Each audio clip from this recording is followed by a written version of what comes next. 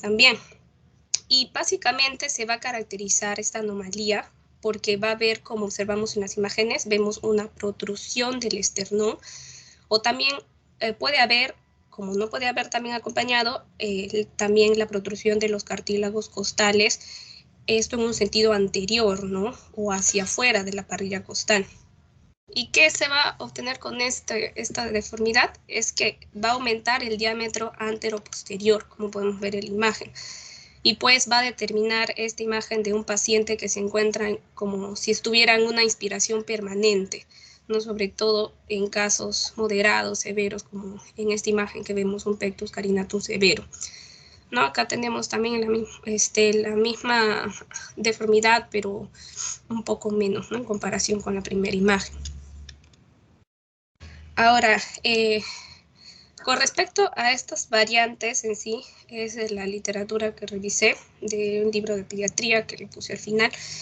Y bueno, en sí se va a poder diferenciar con respecto a esta deformidad 3 subtipos, ¿no? Y como vemos, se va a tomar en referencia a la línea intermamaria. Entonces vamos a tener un pectus carinatum superior, donde como observamos la protrusión máxima se va a localizar por arriba de esta línea intermamaria. Acá tenemos un tipo medio, acá la protrusión se encuentra a nivel de la línea intermamaria, y el inferior, ¿no? Donde la protrusión máxima se va a localizar por debajo de la línea intermamaria. A su vez, aparte de lo que les estoy mencionando, cada una de estas variedades se puede subdividir en una variedad simétrica o asimétrica.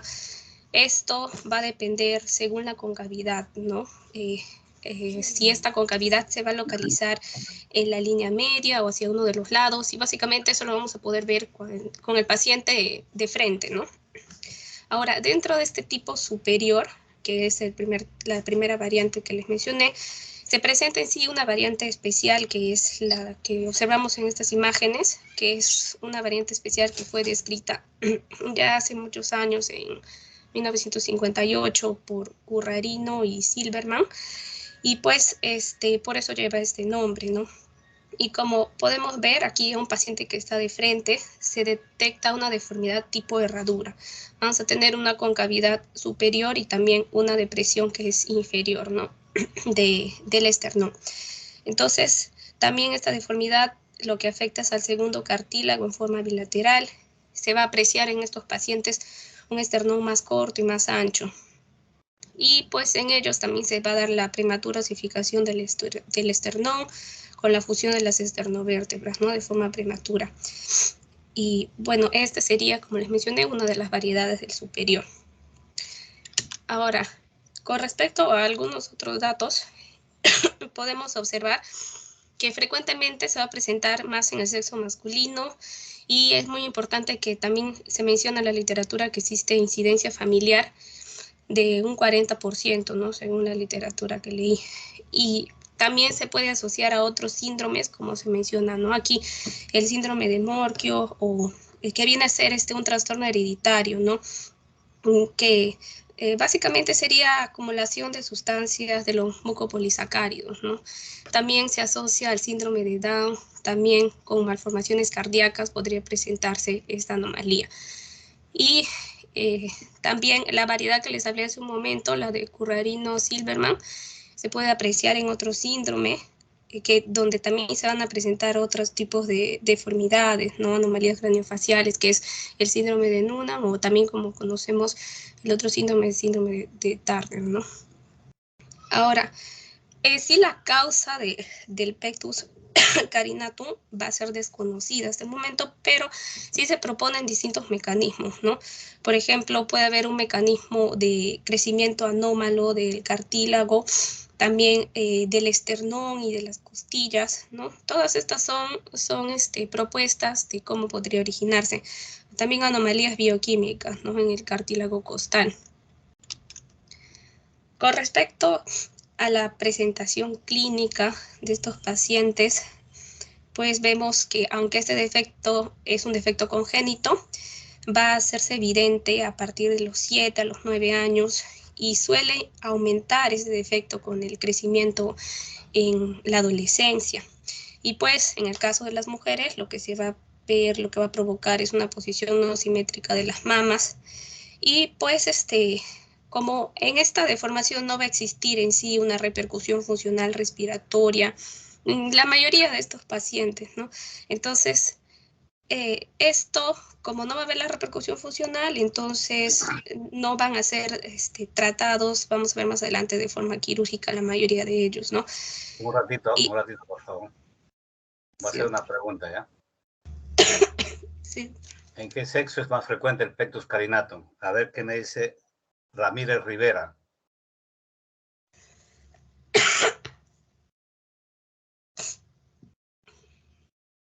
Ramírez Rivera, él cree que no me doy cuenta que ha salido de la clase.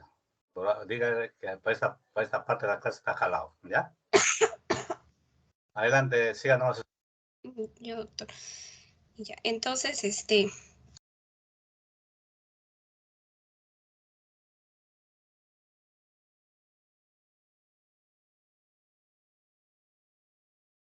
No se escucha su audio.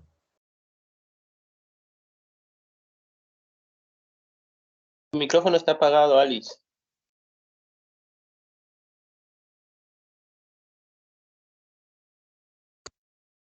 ahí sí me escucha, doctor.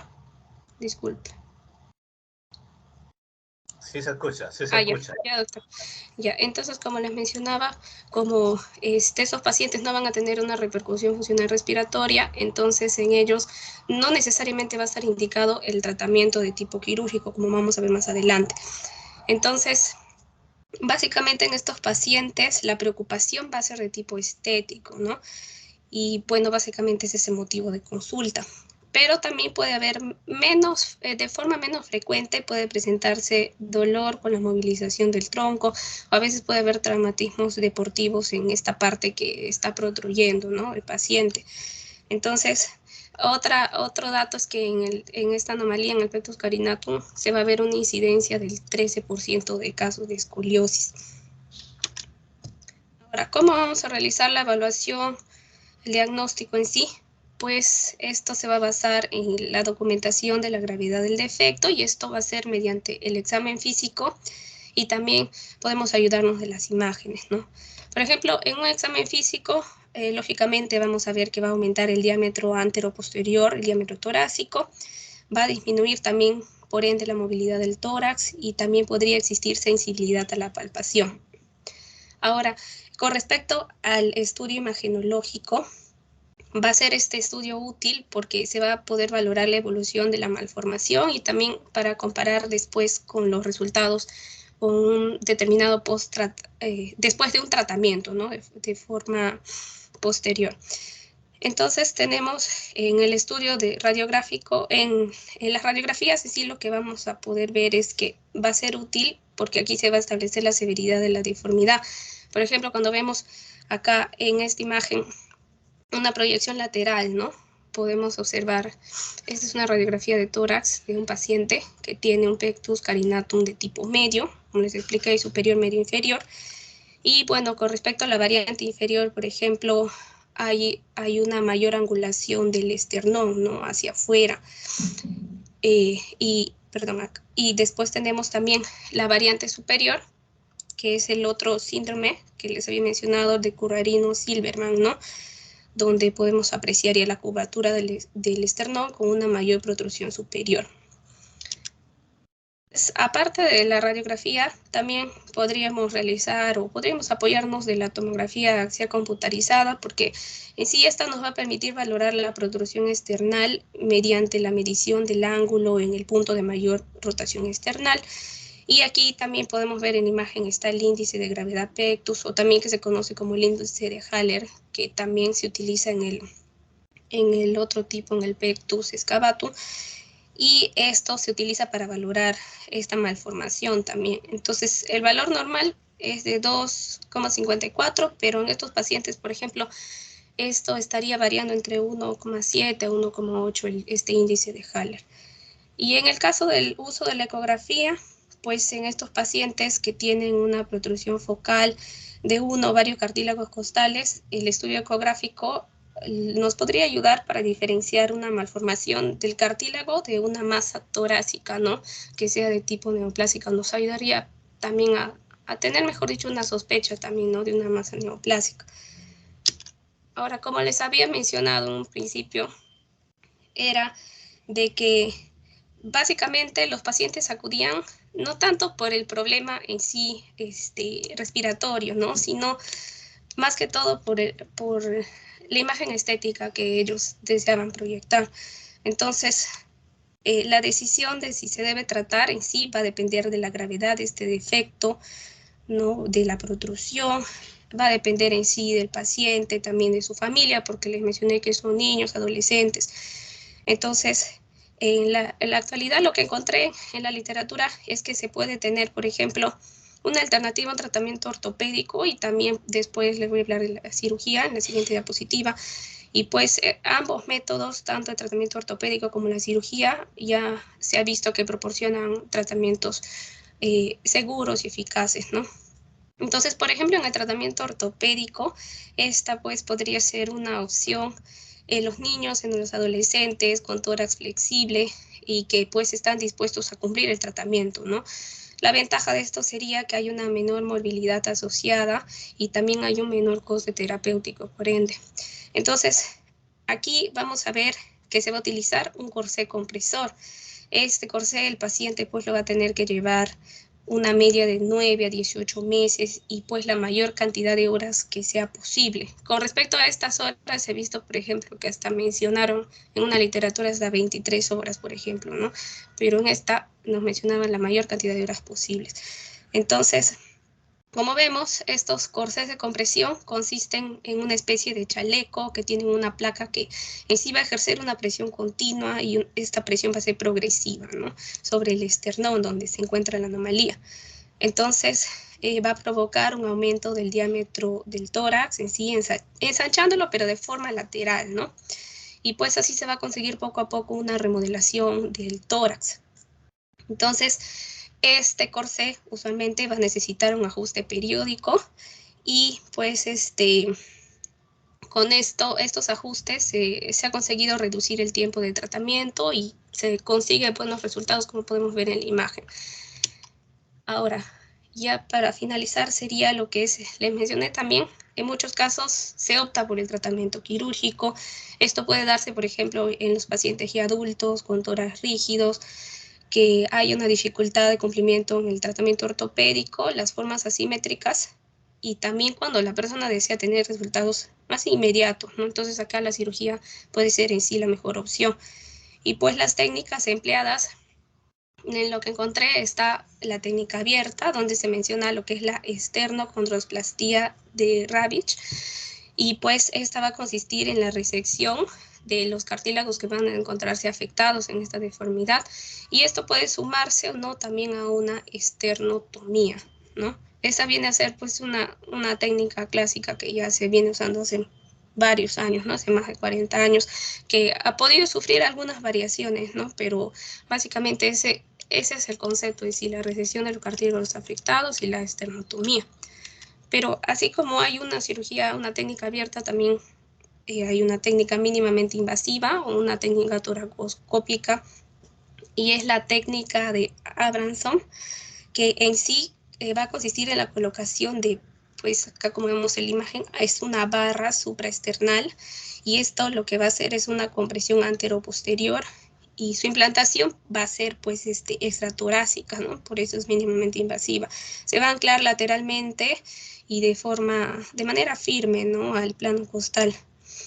Y pues esta barra lo que en sí es que tiene que permanecer aproximadamente un año antes de que se pueda retirar, pero se menciona en la literatura que los resultados van a ser muy buenos y rápidos, ¿no? Y en todas estas en sí, en estos tratamientos quirúrgicos, pues el paciente, si bien desea un arreglo estético, al final pues tiene que ser consciente de que este defecto va a ser sustituido, pues, ¿no? Por las cicatrices que le pueda dejar en sí estos tratamientos quirúrgicos, ¿no? Y bueno, esa sería mi parte, doctor, esta es la bibliografía del Bertus Carinato. Muy bien, usted es Pinedo Marín, ¿no? Sí, doctor. Está muy bien. ¿Alguna pregunta a su compañera?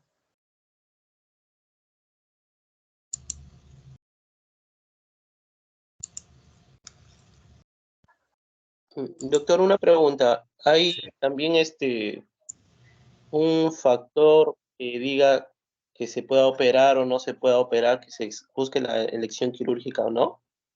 Bueno, el factor principal para la cirugía en estos casos son la estética. Lo mismo que se da en el pectus carinatum, el pectus excavatum. Hay el índice de Haller que nos indica cuándo es patológico o no, pero muchas veces los marcadores que indican puede estar por no indicar cirugía en el pectus excavatum, por ejemplo, pero por estética se operan.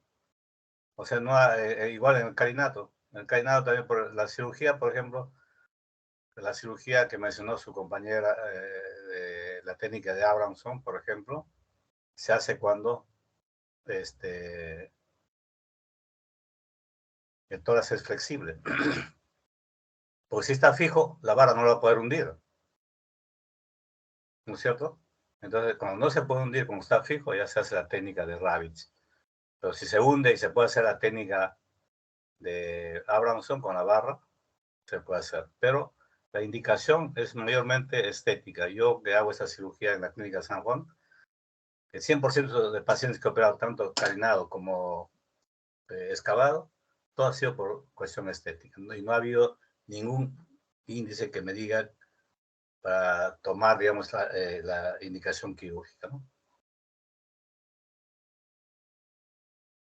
A ver, continuamos. Sí, doctor. Yo voy a continuar con la exposición. Mi nombre es Henry. ¿Quién preguntó antes? Rayleigh Pimentel, doctor. Ya, muy bien. Continúen. Sí, doctor. Siguiente, por favor. Bien, ahora hablaremos sobre el pectus excavatum. En primer lugar, sabemos que el pectus excavatum también es denominado tórax en embudo o también es conocido como tórax en chimenea. Y esta viene a ser una deformidad de la pared torácica caracterizada por una anomalía a nivel condroesternal. Generalmente va a ser una anomalía benigna, pero va a provocar un hundimiento o desplazamiento del esternón en el sentido posterior, produciendo una disminución de la distancia entre este y la columna vertebral. Ahora, el defecto se va a describir como leve, moderado o grave, dependiendo en función del grado de hundimiento.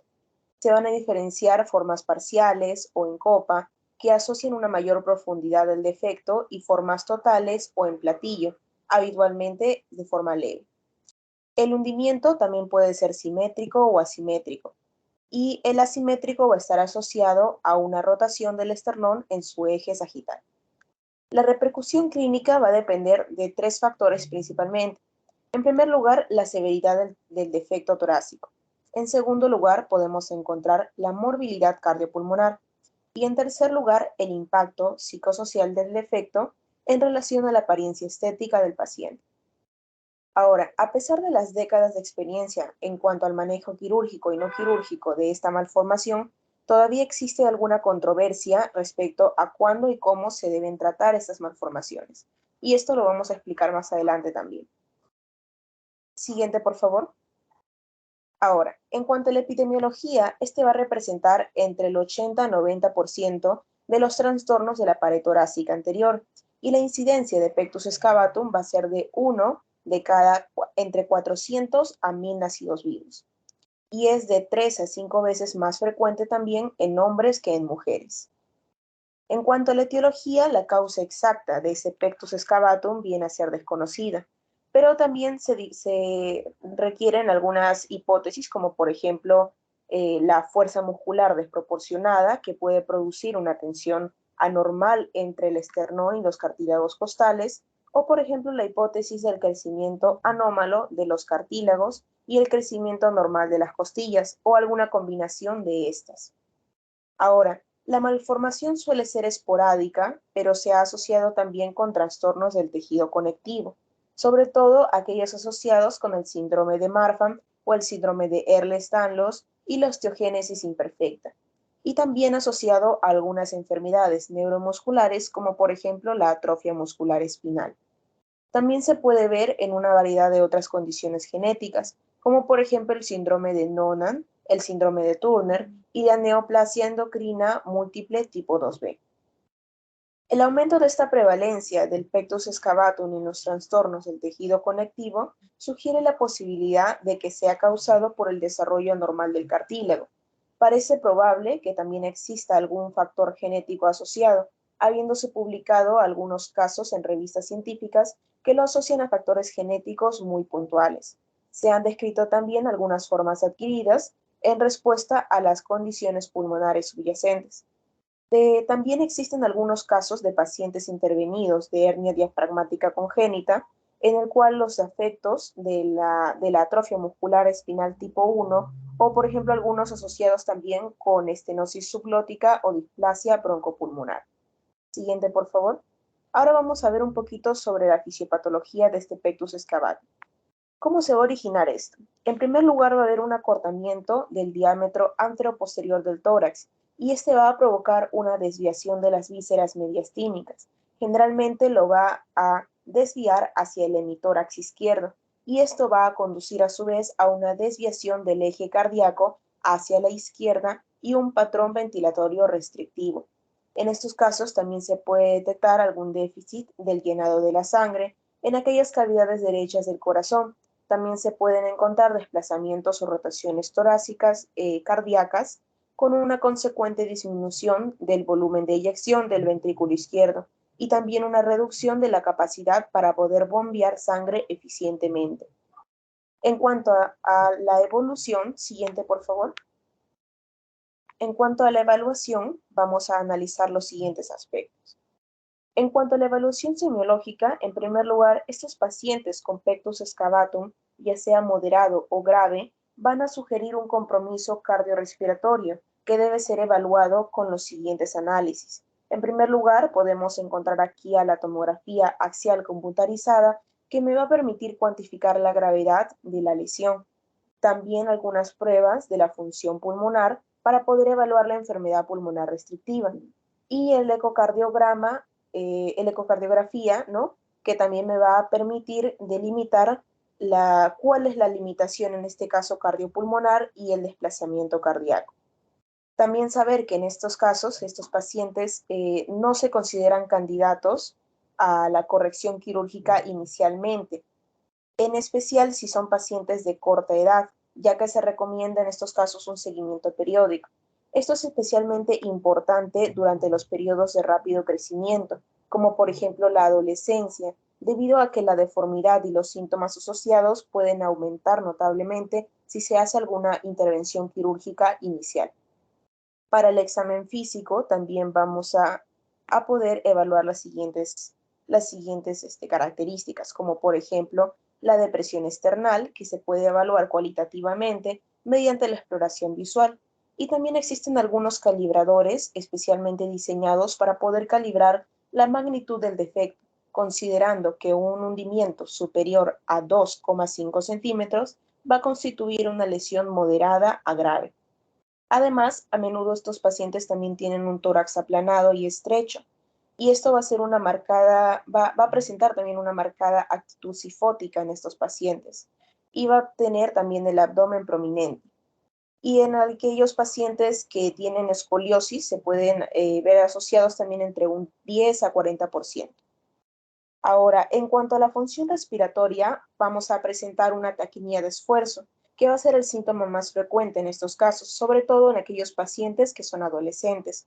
También va a haber una reducción de la capacidad aeróbica en las formas graves, y se ha publicado también en algunas científicas alguna asociación con laringomalacia y pectus excavatum en lactantes, sugiriendo la posibilidad de la aparición de la malformación de forma secundaria como una respuesta a un aumento del trabajo inspiratorio. Y las anomalías cardíacas en la malformación aislada son muy pocos frecuentes. Y estos se van a detectar sobre todo en aquellas que están asociadas con el síndrome de Noonan o el síndrome de Mark. Ahora, los pacientes con formas severas pueden presentar también taquicardia en relación al pensamiento cardíaco, y puede detectarse soplo sistólico funcional en aquellos pacientes entre un 18% de los casos. Siguiente, por favor. Bien, también tenemos que tener en cuenta aquí algunos estudios complementarios. En primer lugar, la radiografía simple va a ser de muy escasa utilidad para la evaluación de la deformidad, pero sí puede ser muy útil si es que existe cifoescoliosis concomitante o una enfermedad pulmonar. En estos pacientes también se va a utilizar el TAC y este va a ser muy útil para poder determinar con precisión la gravedad del defecto y su impacto intratorácico. Ahora, en estos pacientes también existe la posibilidad de reconstrucción tridimensional gracias al TAC, pero para la evaluación del defecto se ha descrito el índice de gravedad del pectus, también conocido como índice de Haller. Este índice de Haller me va a permitir hacer una comparación entre el diámetro lateral del tórax a la distancia entre el esternón y la columna vertebral en el punto de depresión máximo. Un tórax normal va a tener un índice de 2,5 y un índice superior a 3,25 va a ser sinónimo, por lo general, de una forma severa de este tipo de enfermedad. Últimamente, algunos actores también han cuestionado la utilidad de este índice, puesto que puede variar en función de la morfología del tórax. Pero este índice también es muy útil sobre todo para aquellos casos en los cuales hay que hacer algunas correcciones quirúrgicas y sobre todo para poder evaluar inicialmente la enfermedad. Mi compañero va a continuar con algunas complicaciones y lo que es el manejo quirúrgico, doctor. Gracias. Muy bien.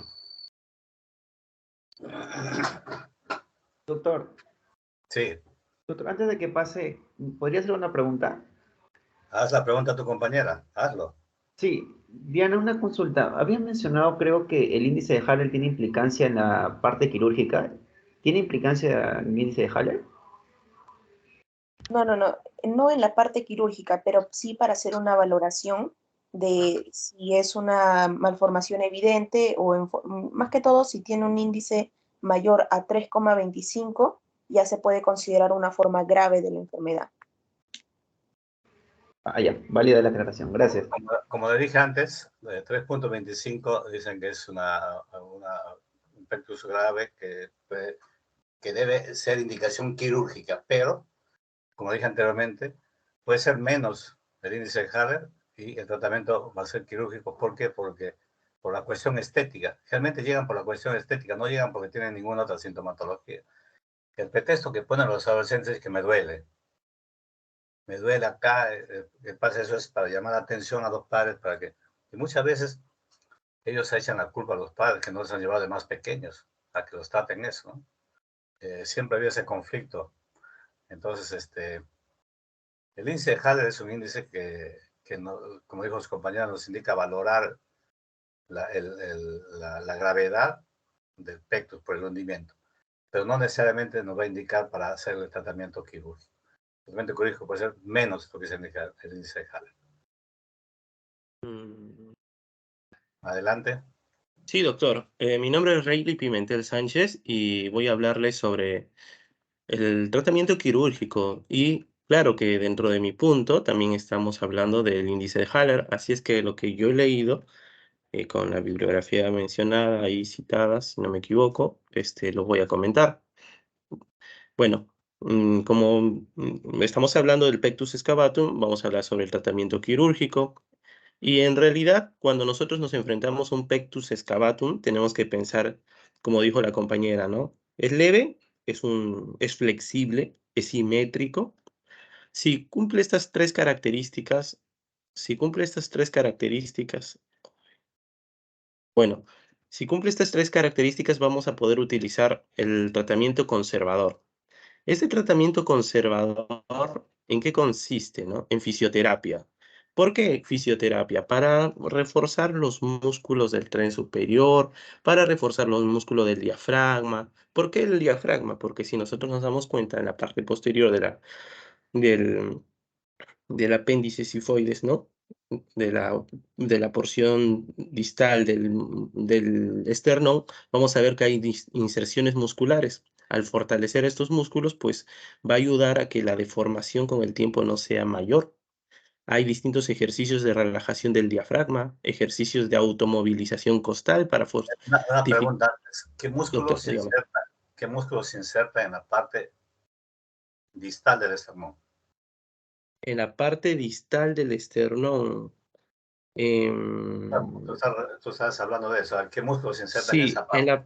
yo leí, doctor, que en la parte posterior del esternón se encontraba parte de los músculos diafragmáticos. Pero también en la parte anterior, Claro, por encima del, rectos. van por encima de apéndice sifoide y se insertan en el borde inferior del esternón. ¿Qué músculo es? Ahí puede estar parte de los músculos rectos, doctor. Es el recto anterior del abdomen. Ujú. Ya, sigue nomás. Gracias, doctor. Entonces, necesitamos fortificar esos músculos para que al fortificar esta deformación de no se genere, no se complique más, ¿no? Entonces es necesario hacer. También hay otro tipo de tratamiento, como la campana de vacío, que como su propio nombre dice, genera un efecto de vacío y eso ayuda a elevar el apéndice sifoides. El problema de esto es que hace mención que se tiene que realizar 1 hora, de 1 a 2 años, y muchas veces los pacientes no presentan ni el tiempo o no son continuos con este tratamiento, ¿no? También he leído que hay uso de medicamentos antiinflamatorios y tratamientos de manipulación osteopática, ¿no? Pero de los que más he encontrado son de estos dos primeros. Ahora, ¿cómo voy a decidir si opero o no opero a un paciente, ¿no? Hay ciertos criterios, ¿no? Y los criterios deben ser más de 2 de los que voy a mencionar. Ahí hablamos del índice de Haller. Cuando el índice de Haller es mayor a 3.25, ya se considera como un criterio quirúrgico. Como ya bien dijo la compañera, el índice de Haller es la división entre el eje mayor torácico, ¿no? Dividido entre el esternón, la parte interna, el inicio del cuerpo vertebral. La división de esto. ¿Cuáles son los valores normales? Tenemos que saberlo, de 2.56, más o menos 0.3, si no me equivoco. Y superiores a 3.25 ya se considera un punto más para el índice de Haller de que es quirúrgico. Ahora, las pruebas de función respiratoria con patrón restrictivo obstructivo, ¿no? Como vemos, el tórax está disminuido en su capacidad, ¿no? Por un efecto del desarrollo de la costilla, el corazón también se lateraliza y disminuye su capacidad, ¿no? El espacio que debería estar ocupado por el corazón está lateralizado, ¿no? Es por eso que también el otro punto es la evaluación cardiológica, ¿no? Que evidencia compresión cardíaca determinada por la presencia de soplos, ¿no? Soplos, prolapso de la válvula mitral, desplazamiento cardíaco o anormalidades de la conducción, ¿no? Y documentación de la progresión de la deformidad con sintomatología física, ¿no? Como mencionaba el doctor, dolor, ¿no? Y aparte de lo más importante, ¿no? El paciente estéticamente desea verse mejor, ¿no? Desea verse simétrico. Y principalmente se ven adolescentes. También encontré otro punto en otra literatura que mencionaba que el otro factor es que se le haya realizado algún tratamiento quirúrgico, se le haya realizado tratamientos adicionales y que hayan fallado, ¿no? Entonces, si consideramos esos puntos, con más de 2, son criterios para la cirugía. Ahora, ¿cómo podemos dividir nuestras técnicas quirúrgicas? Las vamos a dividir en abiertas y endoscópicas. En las abiertas estamos con la técnica quirúrgica de Ravitch, la técnica quirúrgica de Welch, la técnica quirúrgica de Welch modificada, y en las endoscópicas está la técnica quirúrgica de NAS. Ahora, no es la única, ¿no? Hay varias otras técnicas, otras características que también lo vamos a conversar, pero estas es las que encontré, ¿no? Entre técnicas quirúrgicas. Vamos a empezar con las abiertas. Empezamos con la de Ravitch. Como dice que es abierta, pues tenemos que hacer una incisión, ¿no? Una incisión medial a nivel del esternal, desde el manubrio al epigastre, ¿no? Abrimos todo.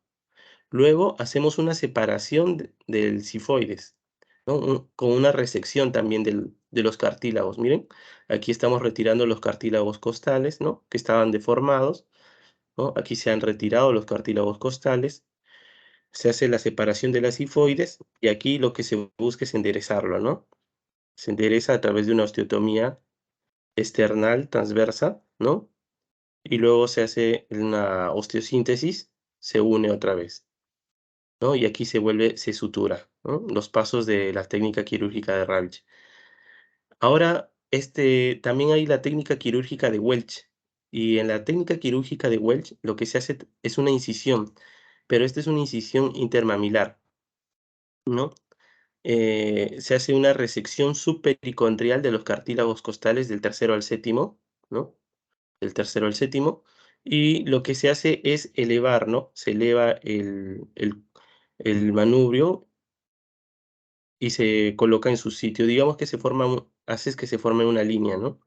Digamos que el ángulo también se reduce, ¿no? El ángulo que está formado entre el cuerpo y el manubrio se reduce.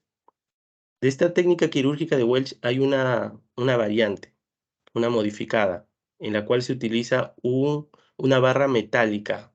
Esa barra metálica tiene un nombre, es la barra de Harvard, ¿no? Que la vamos a ver por acá.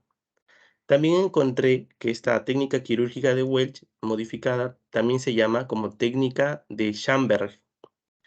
Y a diferencia de la técnica quirúrgica de Welch, aquí se utiliza una sutura de osteotomía external con una colocación de la barra metálica única, ¿no? Como ya les había mencionado, la barra de Harvard, en forma transversal y retroesternal, es decir, detrás del esternón, que ayuda a elevar, ¿no? Fijando sus extremos a los arcos costales. ¿Y qué es lo que hacemos? Primero, colocamos la barra preesternal moldeada en forma independiente, ¿no? Se tiene que moldear antes la barra para mantener el esternón en su posición, y dichas barras pueden variar en longitud, ¿no? Pueden variar en longitud dependiendo de dónde los vamos a fijar. ¿Doctor? Se fue tu imagen. ¿No se ve? No. Chicos, ¿ustedes lo ven? Sí se observa. Sí se ve. Ahora sí. Que parece que Ahora se sí. pusieron en Ya. Gracias, doctor. Ya. Bueno, y aquí colocamos las barras, pero he colocado aquí un videito donde hacen esta intervención.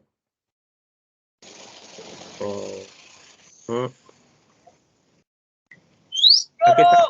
Miren este caso clínico. Es un caso clínico de un varón de 24 años de edad, deportista de competición becado de Estados Unidos, y presenta disnea al esfuerzo en los últimos años, ¿no? Y según la tomografía, encontramos que tiene un pectus excavatum severo.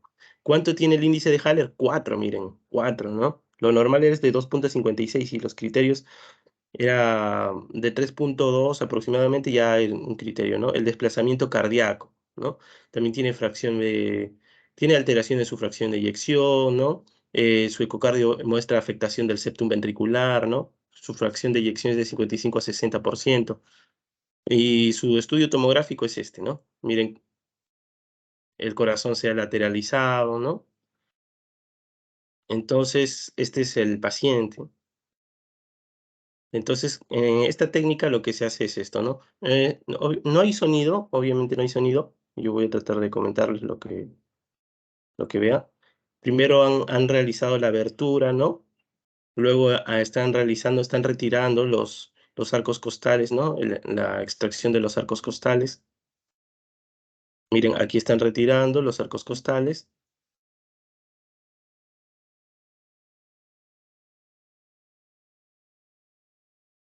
Ahí están retirando. Miren, aquí colocan los arcos costales simétricos.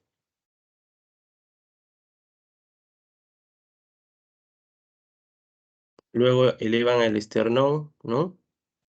Liberación del esternón.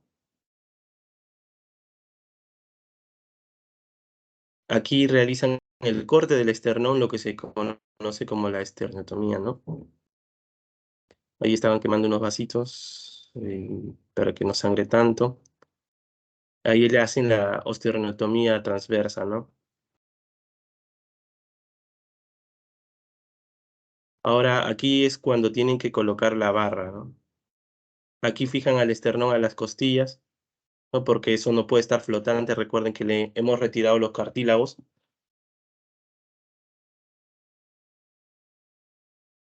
Aquí fijan el esternón a las costillas. Sí, ya. Aquí colocan las placas con tornillos para fijar al esternón, ¿no? Aquí quedó así el paciente, el esternón fijado a las costillas mediante estas barritas, ¿no?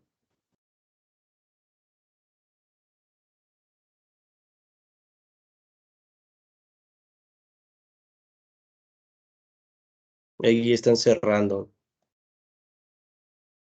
Y este es el antes y así quedó, ¿no? Así el paciente se puede apreciar el gran cambio que tiene. Bueno, ese es uno de los tipos de...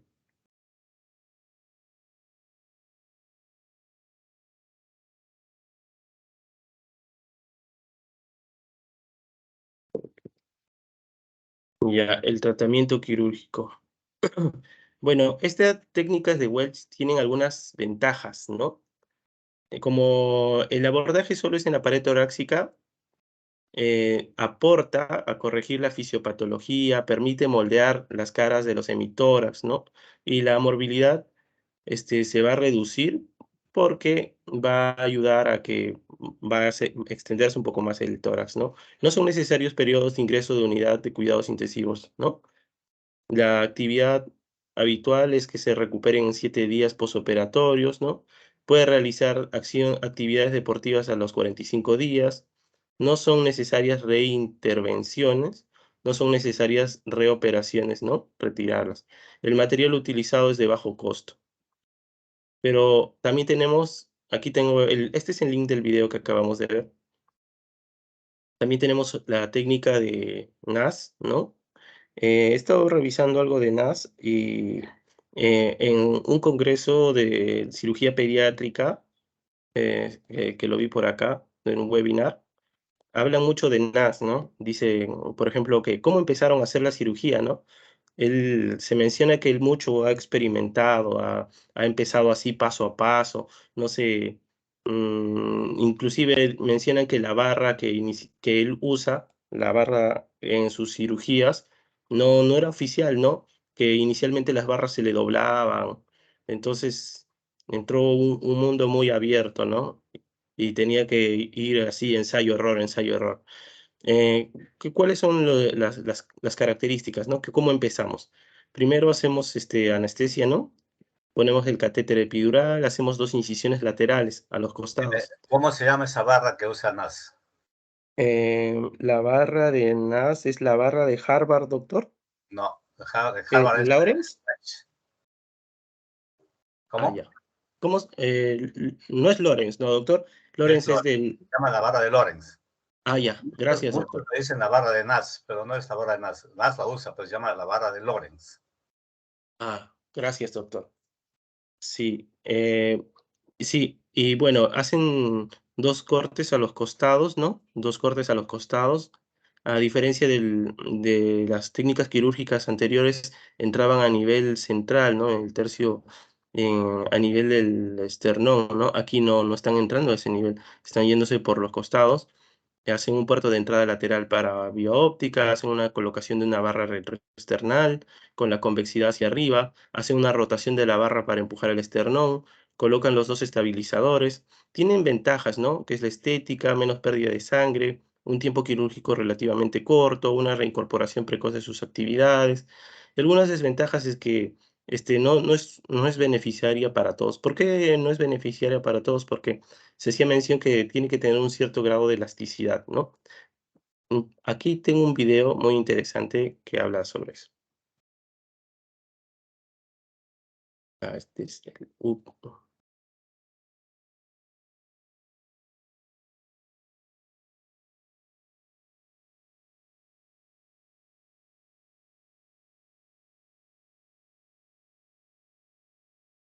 ya, miren, este es el paciente, ¿no? Entonces tienen que calcular la barra que le van a colocar. Esta barra no es la que le van a colocar, este es como el molde, el modelo nada más.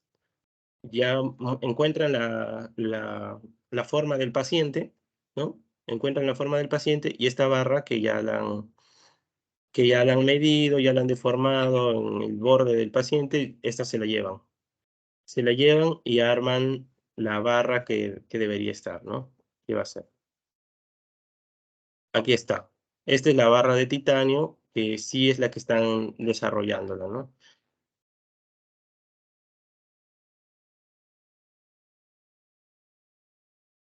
Aquí miden la barra de titanio, cómo debería quedar fijada, en qué bordes de arcos costales debe quedar fijada.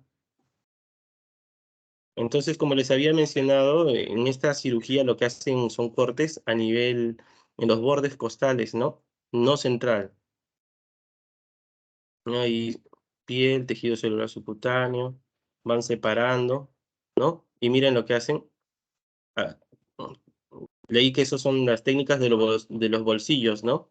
Van haciendo bolsillos. Tienen que tener mucho cuidado de que no entre, ¿no? Al pulmón.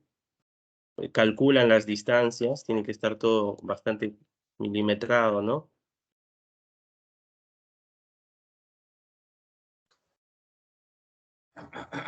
Aquí introducen un trocar, ¿no? Con una vía óptica para poder ver lo que está ocurriendo por dentro, ¿no? Tienen que ver lo que está ocurriendo por dentro para que no perforen algún órgano, alguna víscera, ¿no? Aquí ven, se dan cuenta que aquí la barra no la están introduciendo en forma de arco, ¿no? Lo que están introduciendo es la barra invertida. ¿Por qué ingresan la barra invertida? Porque luego al final van a girar a la barra. Ahí están con la guía laparoscópica. Guía toracoscópica. Gracias, doctor. Vía toracoscópica. Ahí están introduciendo poco a poco la barra, ¿no? Miren cómo sigue la ruta de la barra. Importantísimo, ¿no? Pasa por el corazón, ¿no? Pasa cerca al corazón, ¿no? Entonces hay que tener mucho cuidado, ¿no?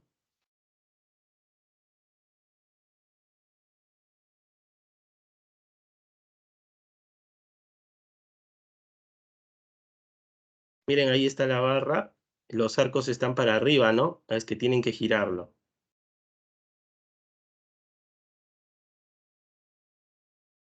Lo que han puesto es la guía. Le van a Sí, pasar esa cinta umbilical y recién con esa cinta umbilical van a pasar la barra de Lorentz. sí, doctor. Ahí están amarrando, recién van a pasar, ¿ves?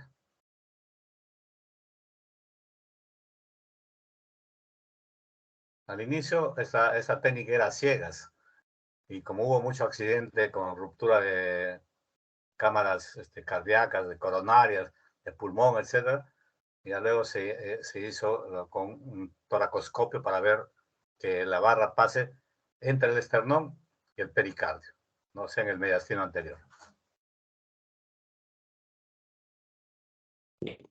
Sí, miren cómo van a girar a la barra, ¿no?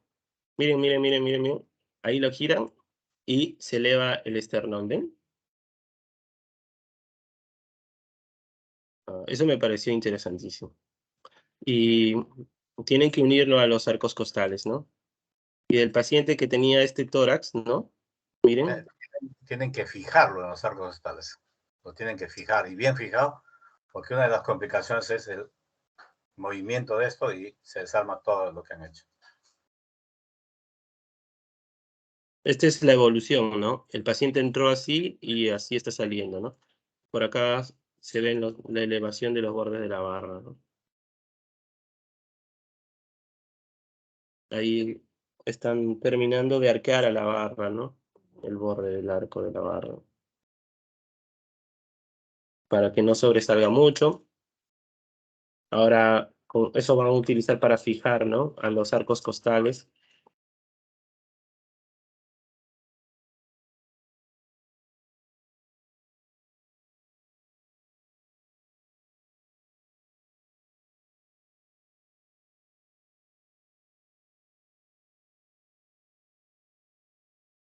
Esa es una fijación con hilos, pero aún faltan los tornillos, ¿no?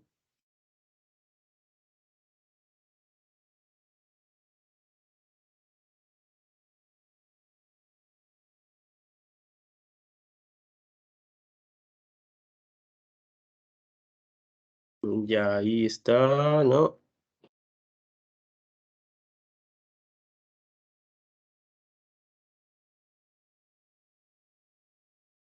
Ya, es muy interesante esa técnica quirúrgica, ¿no? Pero también tiene ciertos grados de complicaciones, ya varias el doctor las ha mencionado. Una de sus complicaciones más frecuentes era el derrame pleural, ¿no? Infecciones de la herida operatoria. En general, todas se manejan con medidas simples y no alargan la estadía posoperatoria, ¿no? ¿Existen complicaciones tardías? Sí existen, ¿no? como el doctor ya mencionó, que la barra migra, ¿no? Se va en otra posición. Miren, aquí estaba la barra y ya se torció, ¿no? Se dobló. La erosión es de la piel, porque han visto que la barra tienen que terminar de arquearlo, que esté bien pegada, ¿no? Y eso puede generar también lesiones en piel, alergias al material de la barra. Y en realidad no hay muchas complicaciones, no hay complicaciones tardías del paciente, ¿no? Pero siempre es importante recordar, ¿no? Que si estamos colocando una barra como un cinturón, que no termina de completarse el cinturón, pero en la parte anterior dejamos una barra, entonces la capacidad inspiratoria del paciente también puede estar reducida, ¿no? Aquí está, este es el video que hemos visto. Hay otras técnicas quirúrgicas ya para finalizar, ¿no? Por ejemplo, el imán external, que su nombre mismo lo menciona, ¿no? Esto salió porque después de ver la técnica de vacío, vieron que era pues el paciente tenía que gastar 1 hora del día, ¿no? Entonces dijeron, vamos a hacer algo que sea más permanente. Y aquí hicieron la técnica del imán, ¿no? El paciente se coloca este superimán, ¿no? Y constantemente puede estar adherido, ¿no? Y poco a poco lo va elevando. También hay prótesis de silicona, ¿no? Que sería mucho más estético y la capacidad inspiratoria, ¿no? No habría ninguna complicación mayor. Pero también está la taulinoplastia y esta también me llamó mucho la atención y la coloqué en forma de un videíto. Acá está la taulinoplastia. Oh, ¿qué pasó? Ya, primero debemos recordar esto, ¿no? Por ejemplo, tenemos un paciente de 17 años, ¿no? Sexo masculino, eh, que presenta un pectus excavatum simétrico, ¿no? Importante que sea simétrico. Aquí tenemos al paciente, ¿no?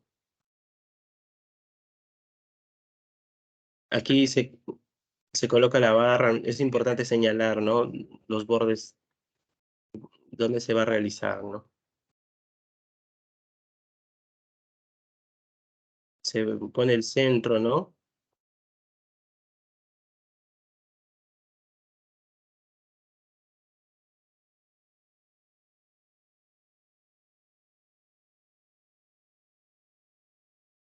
Miren que no, el punto central no es en la apófisis sifoides, ¿no? Se traza un corte transverso, ¿no? Se realizan bolsillos, ¿no? Bolsillos. Se hace la incisión en la parte de mayor depresión del esternón.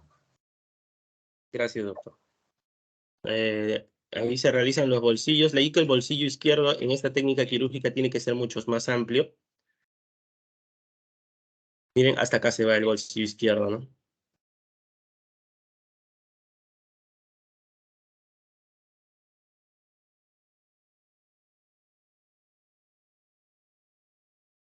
Ahora se une, ¿no? Con hilos metálicos.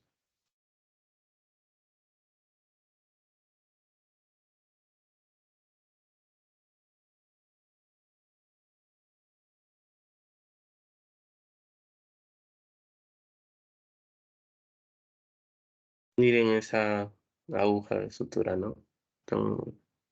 Cortan los hilos con material metálico.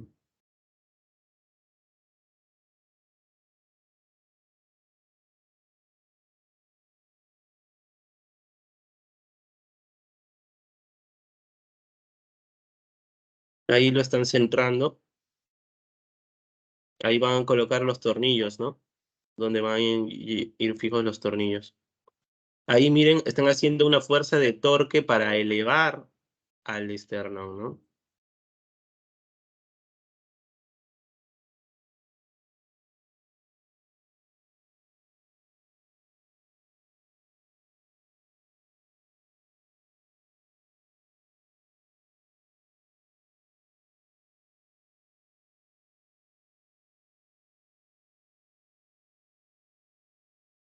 Lo que han puesto ahí recién es el tornillo y ahorita recién van a hacer, con ese aparatito, van a hacer el levantamiento del esternón hasta la placa Sí. y luego van a fijar la placa al esternón.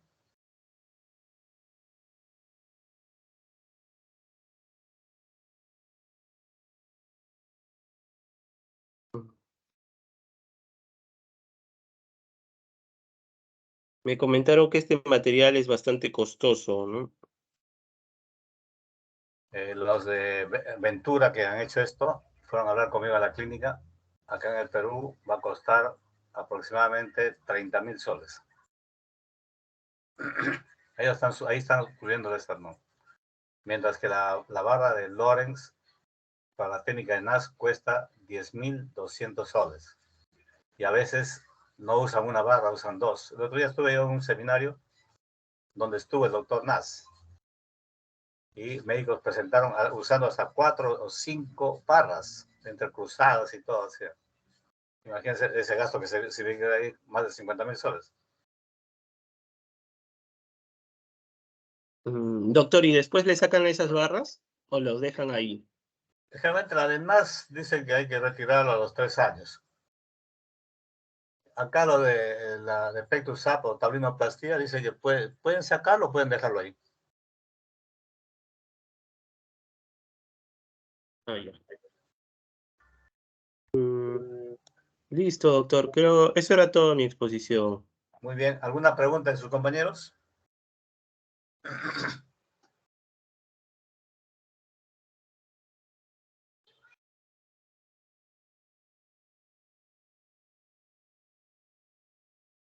Bueno, muy bien, pues. Los felicito a los del seminario, han estado muy bien. Porque anteriores grupos no me presentaban, por ejemplo, las técnicas de Wedge ni la tablinoplastía. Bueno, les deseo suerte en el examen y cualquier consulta, ahí tiene el delegado, sabe cómo ubicarme o si no en el hospital Hipólito Unanue. Muchas gracias. Buenas noches. Gracias, doctor. Buenas noches. Gracias, doctor.